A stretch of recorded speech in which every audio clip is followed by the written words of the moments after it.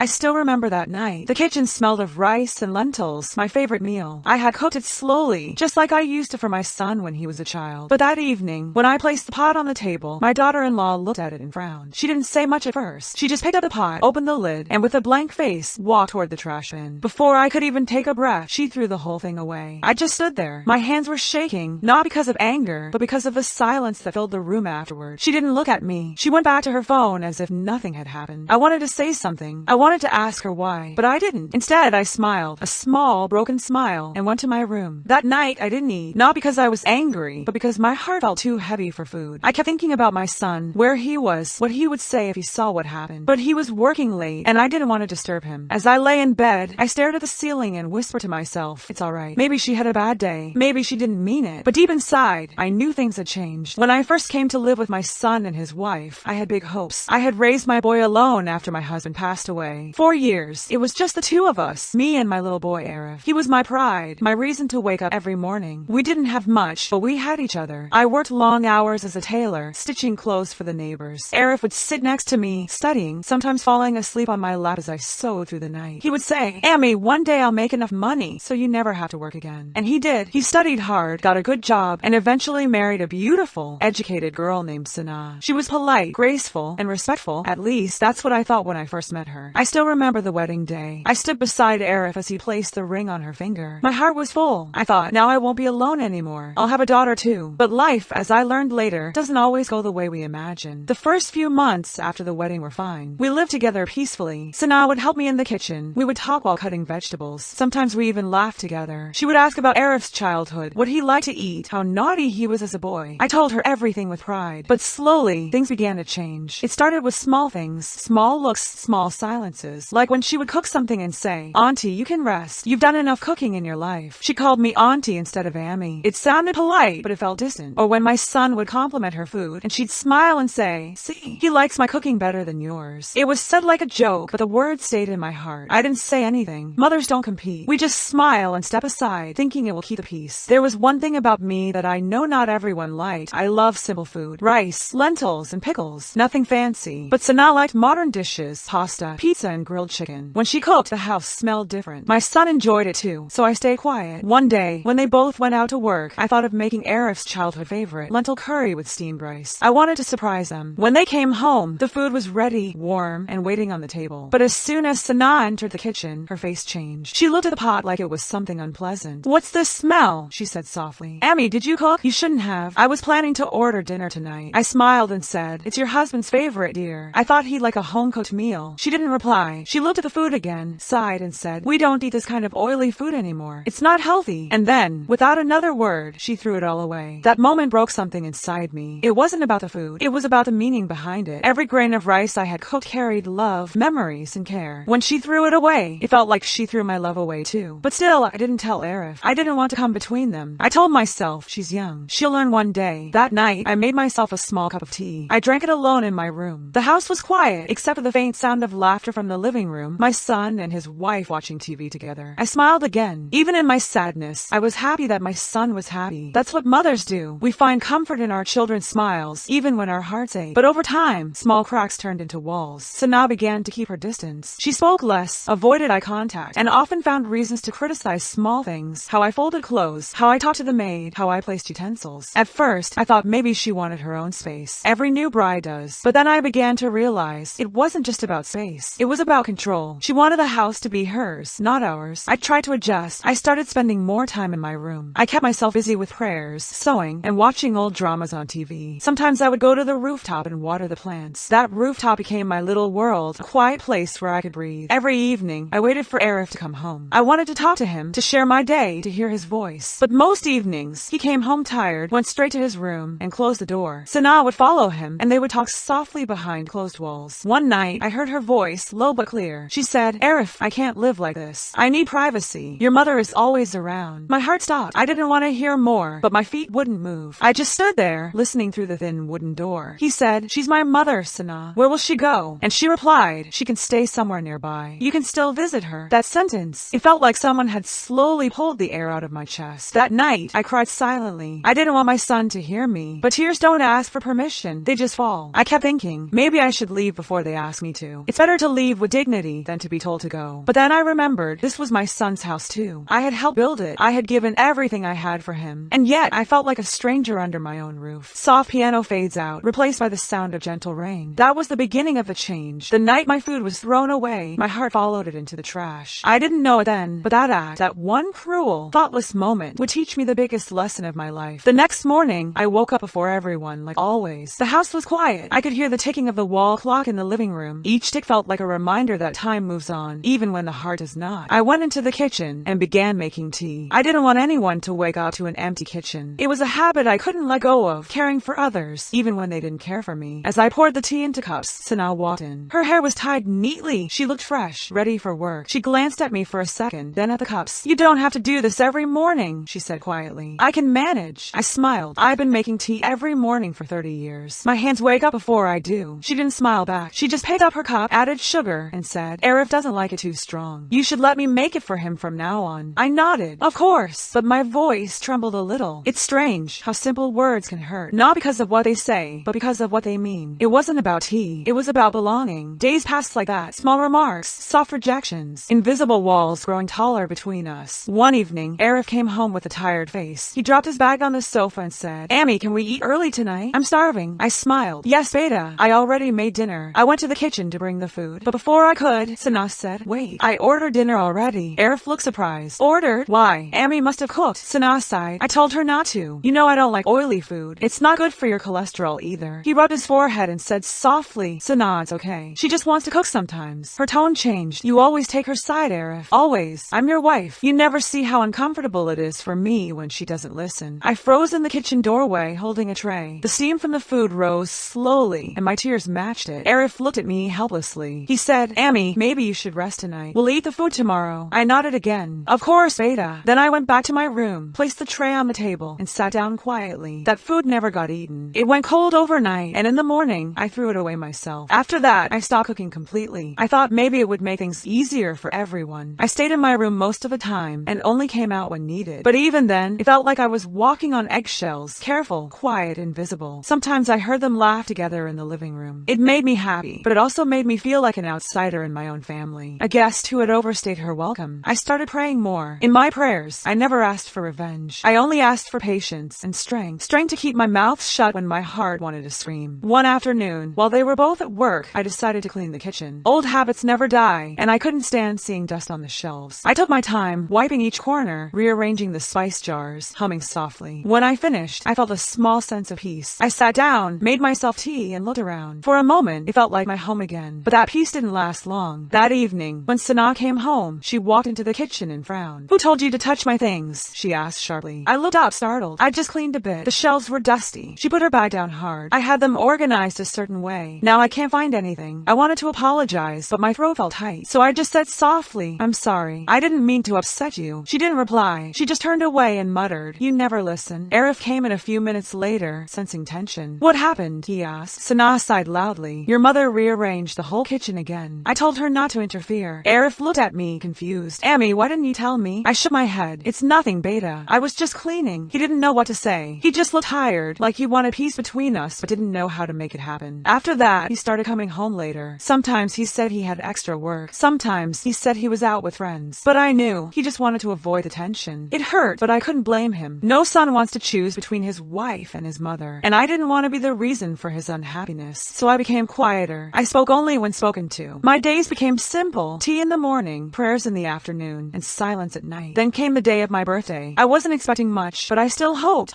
for a small, happy birthday from my son. Maybe a smile, maybe a hug. I even made kheer, his favorite sweet dish, just in case. When they came home that evening, they were holding a cake box. My heart lifted, but the box wasn't for me. Sana smiled and said, "It's my colleague's birthday tomorrow. We're taking this to the office." I smiled too, pretending not to feel the sting. "Oh, that's nice," I said softly. Arif looked at me for a second. He seemed to remember something. "Oh, Emmy, it's your birthday today, right?" I nodded, smiling faintly. "Yes, Beta. Just another day." He laughed awkwardly. "I'm sorry, I completely forgot. We'll celebrate later." But later never came. They left again for dinner with friends, and I stayed home. I lit a small candle near my kheer and whispered, "Happy birthday, old woman. You're still here. That's enough." A few weeks later, something unexpected happened. Sana's parents came to visit. The house was filled with noise, laughter, and fancy food. Everyone seemed happy except me. I stayed mostly in my room, helping only when asked. But one evening, I overheard something that stayed with me forever. Sana's mother said, "You should have told her to live separately. Why put yourself through this stress?" And Sana replied, "I've been telling Arif that for months, but he feels guilty. Once she leaves, we'll finally have peace." The words hit me like cold wind. They didn't know I was standing near the door, holding a tray. My hands trembled and the cups rattled softly. I quietly went back to my room and sat down. I felt my whole body go numb. I looked around my small space, the sewing machine, the prayer mat, the few pictures on the wall. It was my world, yet it felt like I didn't belong even here. That night, I couldn't sleep. I thought about leaving. I even packed a small bag, just clothes, my prayer beads, and a photograph of Arif as a child. But when I saw his face in that picture, I stopped. I couldn't leave him like that. He might not see it now, but one day he would understand. Days turned into weeks, and the distance between us grew. Sana became colder, more dismissive. She didn't insult me directly. She didn't need to. Her silence did the work. Sometimes she would cook and not make enough for 3 people. Sometimes she would do laundry and forget to wash my clothes. Sometimes she would talk on the phone and lower her voice when I entered the room. These little things might sound small, but when they happen every day, they cut deep. It's like being erased slowly, one act at a time. I kept telling myself, be patient. Maybe time will soften her heart. But patience, like anything else, has a limit. One evening, Arif came home earlier than usual. He looked tired and upset. He sat next to me in the living room, something he hadn't done in a long time. "Amy," he said quietly, "are you okay living here?" I looked at him, surprised. "Of course, Beta. Why do you ask?" He hesitated. "Sana feels like you're not comfortable here. Maybe we should find a small apartment nearby, just for you, so you can have peace, and we can visit every day." I felt my chest tighten. The words were gentle, but the meaning was heavy. He was trying to ask me to leave, politely, lovingly. I forced a smile. "If that will make you both happy, Beta, then yes, I'll go." He looked guilty. "I'll make sure you're comfortable, Amy. You'll have everything you need." I nodded again, but inside, my heart broke into pieces. After he left the room, I sat alone for a long time. The house felt colder that night. Even the clock on the wall sounded louder, like it was counting down the days until I had to go. Soft piano swells, then fades to silence. That was when I realized love doesn't always protect you from pain. Sometimes, it's the very thing that hurts the most. But I didn't know then that life was quietly preparing its own way of balancing things. The same kitchen that once held my tears would one day hold her silence. The same dinner she threw away would one day return, not as revenge, but as understanding. Because life has its own rhythm, and karma doesn't shout. It whispers, softly but surely. The morning after my son spoke to me about moving out, the house felt different. Even the sunlight that came through the window seemed dull. I had already decided that I would leave, not because I wanted to, but because peace mattered more than pride. I started packing slowly, folding each sari with care. Every cloth carried a memory, a festival, a prayer, a birthday long forgotten. I didn't cry. I was beyond tears now. When the heart breaks quietly, the eyes forget how to weep. A week later, Arif found a small apartment for me just a few streets away. He said, "It's temporary, Amy. You can rest there until we sort things out." I nodded, pretending to believe him. But deep inside, I knew this was not temporary. Once a mother leaves her son's home, she rarely returns the same way. Sana stood at the door while I carried my small bag. She didn't look at me. Her eyes were fixed on her phone, her expression blank. I wanted to hug her. I really did, but her body language told me no. So instead, I said softly, "Take care of him. He forgets to take his medicine sometimes." She replied, "Don't worry, I'll handle it." That was all. No goodbye, no warmth, just silence and distance. Arif drove me to the new place. It was a small one-bedroom flat, clean, simple, and quiet. He placed my bag near the bed and said, "Amy, call me if you need anything." I smiled. "I always need only your happiness, Beta." He hugged me quickly and left. When the door closed, the sound echoed through the empty walls. For the first time in years, I felt completely alone. The first few weeks were hard. I wasn't used to the silence. No footsteps in the hall, no laughter, no clinking of dishes. Just me and the ticking clock again. But slowly I made it my home. I grew a few plants on the balcony. I started sewing again for neighbors. They would come to drop off fabric and sometimes stay for tea. Their small talk filled the air I had been missing. At night, I watched the lights from my old street through the window. Sometimes I could even see Arif's car parked outside his house. I smiled, imagining him safe and happy. Months passed. One day, there was a knock on my door. It was Arif. He looked thinner, more tired. His smile was weak. "Amy," he said, sitting down. "How are you?" "I'm fine, Beta," I replied. "You look tired. Is everything okay?" He hesitated. "Sana's been unwell lately. A lot of stress at work." I felt a sting of concern. "Is she alright? Should I visit?" He shook his head. "No, she needs rest. She'll be okay." We talked for a while. He ate the parathas I had made. For a moment, it felt like old times. Before leaving, he said quietly, "Amy, thank you for understanding. I know it's not easy." I smiled. A mother's heart doesn't hold grudges, Beta. It only prays. He nodded, eyes moist, and left. A few weeks later, I received another visit, this time from a neighbor who also knew Sana. She said she had seen Sana in the market, arguing loudly with a shopkeeper. She looked so frustrated, the neighbor said. She even cried. I listened quietly, feeling both worry and sadness. It wasn't satisfaction, it was concern. concern. Because even after everything, I didn't want her to suffer. Pain, I knew, changes people, sometimes for better, sometimes for worse. Then came the day everything changed. It was a rainy evening. I was sitting near the window, sipping tea, when my phone rang. It was Arif. His voice sounded rushed. "Amy," he said, "can I come over? I need to talk." "Of course, Beta. Is everything okay?" There was a pause. "Not really." Within 30 minutes, he arrived, drenched from the rain, eyes red from tears. I hurried to get him a towel. "What happened?" I asked softly. He sat down, covering his face with his hands. "It's Sana," he said. "We fought. She said things she didn't mean, I think." I waited. He looked up at me, his eyes full of pain. "She threw away the dinner I cooked for her," he whispered. "I made it with so much effort, Amy, and she just threw it in the bin." The words froze me. For a few seconds, I couldn't speak. It felt like time had come full circle. The same wound, but now in another heart. I placed my hand gently on his shoulder. "Beta," I said softly, "sometimes life teaches us through the same pain we once ignored." He looked at me, realization dawning slowly in his eyes. "You mean when she threw your food away?" I smiled sadly. "It's not about food, Arif. It's about respect. About seeing someone's heart in their effort." He covered his face again. "I didn't understand back then, Amy. I thought you were overreacting." "I'm sorry." I held his hand. "You were just trying to keep peace. I understand. Now life has shown you what I couldn't explain." He nodded, tears falling freely now. "I think she regrets it too. She cried after I left." I sighed softly. "Then maybe there's still hope." That night, after he left, I couldn't sleep. I kept thinking about Sana. How hard it must be for her, juggling work, expectations, and pride. Maybe she never meant to hurt me. Maybe she just didn't know how to love in the way I did. I whispered a small prayer for her. "Yo Allah, soften her heart. Give her the wisdom that time gave me." A few days later, I heard another knock. When I opened the door, I was surprised to see Sana standing there. She looked pale and tired. Her eyes were swollen, as if she had been crying for hours. For a moment, neither of us spoke. Then she said softly, "Can I come in?" I nodded and stepped aside. She walked in, looked around the small apartment, and sat down on the edge of the chair. "I don't know where to start," she whispered. "Start wherever your heart tells you," I said gently. She took a deep breath. "I was wrong, Amy." It was the first time she had ever called me Amy. The sound of that word filled the whole room with warmth and pain at the same time. She continued, "I thought I was doing everything right, that I was protecting my marriage, my space. But in doing so, I pushed away the person who loved Arif the most." I listened quietly, my heart softening with every word. She looked at me with tears in her eyes. "When Arif cooked for me, I threw it away without thinking. I was angry about something else. But the look on his face, it broke me. I realized that's how you must have felt." Her voice cracked. "I'm so sorry, Amy." I reached out and held her hand. It was cold and trembling. "Child," I said softly, "understanding comes late for many of us. What matters is that it came." She cried quietly and I let her. No judgment, no anger, just quiet forgiveness. Sometimes words aren't needed. A mother's silence can heal more than 1,000 apologies. After a while, she wiped her tears and looked around. "It's so peaceful here," she said. I smiled. "Peace doesn't come from the walls, Beta. It comes from the heart. When you forgive yourself and others, even the smallest room feels like a palace." She nodded slowly. "Can you come back home?" I hesitated. "Are you sure?" "Yes," she said firmly. "Please. Arif and I both want you there. We miss you." For a second, I felt the warmth I had lost return to my chest, but I didn't answer right away. Instead, I said, "Let me think, Beta. Not because I'm angry, but because I want to come back with peace, not fear." She nodded, understanding. Then she stood, touched my hands, and said softly, "Thank you for still being kind to me." When she left, I sat alone for a long time. Outside, the rain had stopped, and a soft breeze entered through the window. It felt like the world itself was whispering, "It's going to be all right." That night, I prayed again. Not for revenge, not for justice, but for healing. Because I finally understood, forgiveness isn't about letting others off the hook. It's about freeing yourself from the pain that chains your heart. I had carried that pain quietly for so long. Now it was time to let it go. Piano fades softer, replaced by the sound of gentle wind through open windows. That was the night everything changed. The same house that once pushed me out would soon open its doors again. Not because karma punished anyone, but because life taught us all what love truly means. I woke up the next morning with swollen eyes. The house was quiet, almost too quiet. For the first time, I didn't go to the kitchen. I didn't boil water for tea. I didn't touch the stove. I just sat on the edge of my bed, looking out the window. The sky was cloudy, and the birds sounded far away. I thought to myself, maybe I should leave, but then another thought came. If I leave, my son will never forgive himself for letting this happen. So I stayed, not because I wanted to, but because I didn't want to break my son's heart. That evening, when Aisha came home, I saw her carrying grocery bags. My son helped her put them down. I heard her voice, calm and soft. "Amy, I got some vegetables for dinner," she said. I looked at her for a moment, unsure what to say. She didn't look at me directly. I nodded quietly and went back to my room. She didn't apologize that day, and I didn't expect her to. The days passed slowly. I began to stay more in my room. I'd read old letters from my husband, or look at the photographs of my son when he was little, smiling with missing teeth, running around the house with a wooden airplane. Those moments were like sunshine inside my heart. Aisha and I spoke only when necessary. There was a kind of cold politeness between us. us. My son tried to keep things normal. He would ask me if I wanted tea or if I'd eaten. I'd smile and say, yes, beta, I'm fine. But deep down, I wasn't fine. One evening, Aisha cooked dinner. She made chicken curry and rice. She came to my door and said quietly, Emmy, dinner is ready. I looked up from my chair. For a moment, I thought she might say something more. Maybe I'm sorry, or I shouldn't have done that. But she didn't. Still, I went to the dining table. I ate silently. My son tried to talk about his work, about how busy he was. I listened, smiled, and nodded. When dinner was over, Aisha said, Emmy, I'll clean the kitchen. You can rest. It was the first kind sentence she had spoken to me in weeks. A few days later, something unexpected happened. My son fell ill, a bad fever that wouldn't go away. I took care of him while Aisha went to work. I sat by his bed, changing the wet cloth on his forehead, whispering prayers softly. That night, when Aisha came home, she looked tired. She saw me sitting beside him and quietly sat next to me. For a moment, neither of us spoke. Then she said softly, Emmy, I'm sorry. Her voice trembled a little. I looked at her. She had tears in her eyes. I shouldn't have said those words that day. I was angry. I was tired. I threw away your food. It wasn't right. You didn't deserve that. I felt a deep ache in my heart. Tears rolled down my cheeks. I didn't speak for a few seconds. Then I said quietly, Aisha, anger can burn a home faster than fire, but kindness can build one again. She nodded, crying silently. I reached out my hand and placed it over hers. It's all right, I said. We all make mistakes. I forgive you. After that night, something changed in the house. The mornings didn't feel as heavy anymore. Aisha began to make tea for both of us. Sometimes she'd bring a cup to my room and say, Emmy, I made it just the way you like. We started talking again, slowly, softly, like people learning to trust each other again. She asked me about my old recipes. One afternoon, she came to me and said, can you teach me how to make that masala you used to use for lentils? It smelled so good. I smiled for the first time in many weeks. I went to the kitchen with her and showed her how to roast the spices, how to wait until the smell turned warm and nutty. She listened carefully, just like my son used to when he was small. As we cooked, I could feel the air change, lighter, softer. That evening, when we sat together to eat, she served me first. Try this, Emmy, she said gently. Tell me if I made it right. I took a bite. It tasted perfect. Life slowly found its rhythm again. My son recovered from his fever. He went back to work. The laughter returned to the house, not loud or careless, but calm and real. One day, Aisha said, Emmy, do you want to come with me to the market? It had been months since I'd gone out. The market was noisy, full of colors and smells. She held my hand as we crossed the road. For a moment, I felt like we were mother and daughter again. We bought vegetables, some fruit, and even a small shawl she insisted on getting for me. You'll look beautiful in this, she said. I smiled. You're too kind, Beta. She shook her head. No, I wasn't kind before. I want to be now. I didn't reply. I just touched her hand gently. That was enough. A few weeks later, it rained heavily one night. The sound of thunder echoed outside, and water ran down the windows. Aisha came into my room holding a tray. There was hot soup and bread on it. I thought you might be cold, she said. I took the bowl and smiled. You made this? Yes, she said softly. The way you showed me. I tasted it. It was warm, rich, full of flavor. As I ate, I felt something inside me settle, a quiet peace. The same kitchen where I once stood with tears now felt full of warmth again. I thought to myself, this is what love does. It returns when you least expect it, softly, humbly, like rain after a long summer. Later that night, I sat by the window watching the rain fall. I thought about that day, the day she threw away my food. It felt like a different lifetime. I wasn't angry anymore. Pain teaches us patience. Silence teaches us understanding. And forgiveness frees the heart. I realized I wasn't just forgiving her, I was forgiving myself too, for holding on to sadness for so long. Months passed. My son and Aisha grew closer. I could see how much they loved each other. I felt proud. One morning, Aisha came into my room with a shy smile. Emmy, she said, I have news. I looked at her curiously. I'm going to be a mother, she said, her eyes shining. My heart filled with warmth. I stood up, hugged her tightly, and said, you'll be a wonderful mother, Beta. She cried softly against my shoulder. I want to raise my child with the same patience you had, Emmy, she whispered. Tears came to my eyes again. This time, they weren't of pain. They were of joy, of healing. In the months that followed, I took care of her like my own daughter. I cooked her favorite meals, told her stories, rubbed her feet when she felt tired. We laughed together, we prayed together. The house was alive again. One evening, she came to me and said, Emmy, do you remember that day? The one I never wanted to remember. I nodded slowly. She said, I still feel ashamed. I wish I could erase it. I took her hands and said softly, don't wish that. That day was hard, but it taught us both something precious. It taught us what pride can break and what love can rebuild. She looked at me with tears in her eyes and said, thank you for forgiving me. I smiled. Thank you for coming back. That night, as I lay in bed, I whispered a small prayer. For every heart that's been hurt by words, let there be healing. For every home that's gone silent, let there be laughter again. For every mistake, let there be a chance to make things right. The rain outside stopped. The moonlight spilled through the window. And for the first time in a long while, I slept peacefully, knowing that love had finally come home again. The days turned into weeks, and weeks into months. The house felt different now, warmer, gentler. The same walls that once echoed with silence now carried laughter in soft conversations. Sometimes, when I sat in the courtyard with a cup of tea, I could hear Aisha humming in the kitchen. The sound always made me smile. It reminded me that love, once broken, can still be mended, piece by piece, word by word. My son often joined me after work. He would sit beside me, rest his head on my shoulder, and say, "Emmy, thank you for never giving up on us." I would smile and say softly, "Beta, a mother's love doesn't stop. It waits." One evening, when Aisha was 7 months pregnant, she asked me to sit with her in the living room. She said, "Emmy, tell me something. How did you stay so patient all these years? How did you never lose your kindness?" I looked at her and smiled faintly. "Because anger only hurts the one who holds it," I said. "I've learned that when people hurt us, it's often because they are hurting too. And if we choose to return that hurt, the pain never ends. Someone has to stop it." She nodded quietly, her eyes glistening. "I think I understand that now," she said. Then she reached for my hand and held it tight. "You're not just my mother-in-law anymore," she said. "You're my mother." I felt tears fill my eyes. I couldn't speak, only held her hand, feeling its warmth. In that moment, I realized something simple but powerful. Forgiveness doesn't erase the past, but it gives it a new meaning. It turns pain into wisdom. The day her baby was born, I stood outside the hospital room praying. When I heard the first cry of my grandchild, my heart swelled with gratitude. A nurse came out and said, "It's a girl." Aisha was tired but smiling when I entered the room. She held out the tiny baby to me and whispered, "Emmy, meet your granddaughter." I took that small bundle in my arms. Her skin was soft, her eyes closed, her breath gentle. I kissed her forehead and said a silent prayer, a prayer for love, for peace, for understanding. I looked at Aisha and said, "This little one will grow up in a home full of love. Let's make sure she never feels the coldness we once felt." She nodded, tears shining in her eyes. "I promise, Emmy." Now, many years have passed. My granddaughter is in school. She runs through the same hallways where once silence lived. She calls me Nanny and loves to hear stories about her parents when they were young. Sometimes she asks, "Nanny, were you ever sad?" I smile and say, "Yes, Beta, but sadness teaches us how precious happiness is." She doesn't fully understand yet. One day, she will. When I sit in the courtyard now, watching the sunset, I often think back to that one night. The night my daughter-in-law threw my food away. It feels like a faraway dream now. A lesson wrapped in pain, but a lesson I needed. If that night hadn't happened, maybe we would have never learned how fragile love can be and how strong forgiveness truly is. So now, when people ask me what kept our family together, I tell them softly, not pride, not silence, but forgiveness. Because forgiveness is not weakness. It's strength in its quietest form. It's choosing peace over punishment, love over ego, understanding over revenge. Sometimes, when I cook dinner, I still make that same lentil dish, the one she once threw away. But now, when Aisha smells it, she smiles and says, "Emmy, that's my favorite." And I smile back, "Mine too." As I look at my family gathered around the table, my son, my daughter-in-law, my granddaughter, I feel a warmth I cannot describe. The food is warm, the laughter soft, the air full of peace. And I whisper silently to myself, karma didn't punish her. It taught her. And forgiveness didn't make me small. It made me whole. That night, as I blow out the candle beside my bed, I whisper a final prayer. For every heart that's been hurt, may it heal. For every home that's been broken, may it find love again. And for every soul that's been wronged, may it discover the quiet power of forgiveness. The room fades into darkness. The sound of the wind passes softly through the window. And somewhere deep in my heart, I know this is how love returns home.